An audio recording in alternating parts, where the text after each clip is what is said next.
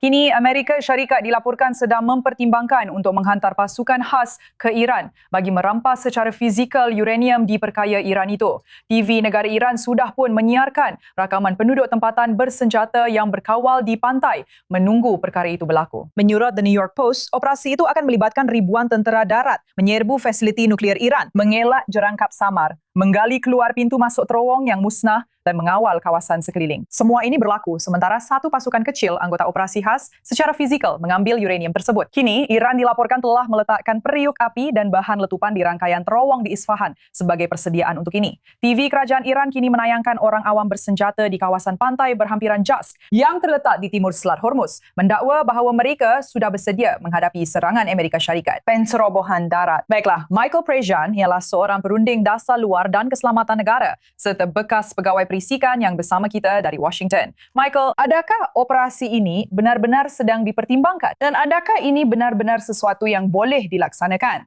Terima kasih kerana menjemput saya, Natasha. Anda tahu, saya telah melihat laporan itu. Ia hanya mempunyai satu sumber. Terdapat banyak kenyataan yang disertai pelbagai syarat. Operasi kontingensi sentiasa dirancang. Sama ada ia akan berlaku atau tidak adalah perkara lain. Tetapi hakikat bahawa ia telah bocor, saya rasa, adalah satu kerugian kepada pentadbiran. Ada yang boleh kata ia dibocorkan dengan sengaja. Jadi, rejim itu mula mengatur semula pasukan, menjadikan mereka terdedah kepada serangan. Segala-galanya dalam video yang kita baru tengok tadi, orang-orang yang berjalan di pantai itu adalah sasaran mudah. Itu senang. Yang jadi ancaman ialah peluru berpandu, roket dan drone. Jadi, perkara-perkara ini sentiasa dirancang terlebih dahulu. Soalan sebenarnya ialah, adakah rejim itu bertindak balas terhadap cerita ini? Adakah ini satu kebocoran atau adakah ini sengaja dilakukan untuk membuatkan rejim itu, Anda tahu, salah membuat perhitungan?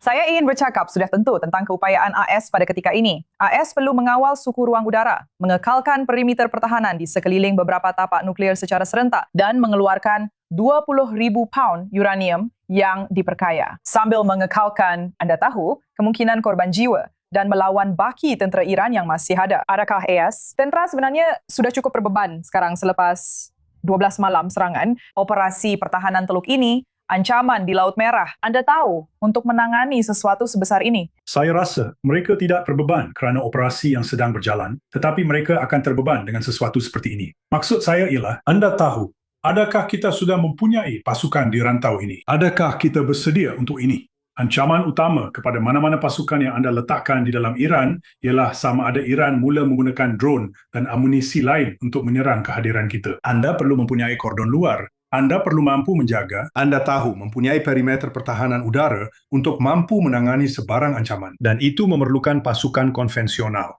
Itu memerlukan kehadiran. Itu juga memerlukan kita menguasai ruang udara. Kita memang menguasai ruang udara. Namun malangnya, kita tidak dapat menghalang Iran daripada melancarkan peluru berpandu dan roket ini. Mereka terus melakukannya. Seperti yang Anda katakan, kita jelas melihat TV negara Iran menyiarkan orang awam bersenjata di pantai yang menunggu pencerobohan Amerika Syarikat ini. Soalannya sudah tentu, ialah sekuat mana Republik Islam dan tenteranya IRGC pada ketika ini. Adakah ini sekadar retorik? Adakah ini hanya, Anda tahu, satu peperangan psikologi yang kita lihat yang direka untuk menjadikan kos sebarang operasi darat kelihatan terlalu tinggi? Atau adakah anda percaya bahawa ini benar-benar akan menjadi sesuatu yang sangat sukar untuk Amerika Syarikat lakukan? Ia akan menjadi sangat sukar, terutamanya apabila ia telah dibocorkan di New York Post bahawa operasi ini sedang berjalan. Terdapat dua laporan. Satu dalam New York Times mengatakan kita tidak mempunyai amunisi untuk mempertahankan diri daripada roket dan peluru berpandu Iran. Bahawa kita perlu menambah semula sistem Battery Patriot. Satu lagi laporan dalam New York Post. Jadi satu bertujuan untuk memberi rejim itu rasa selamat yang palsu. Amerika Syarikat tidak mempunyai cukup peluru berpandu Patriot. Jadi itu memberi kelebihan kepada rejim tersebut. Yang satu lagi membincangkan misi yang bakal berlaku yang akan menyebabkan rejim itu menggerakkan pasukan, menjadikan mereka terdedah untuk disasarkan. Masalahnya, sumber-sumber itu sangat lemah. Bahasa yang digunakan dalam kedua-dua penerbitan, New York Times dan New York Post, penuh dengan penafian. Jadi rejim itu perlu membuat keputusan.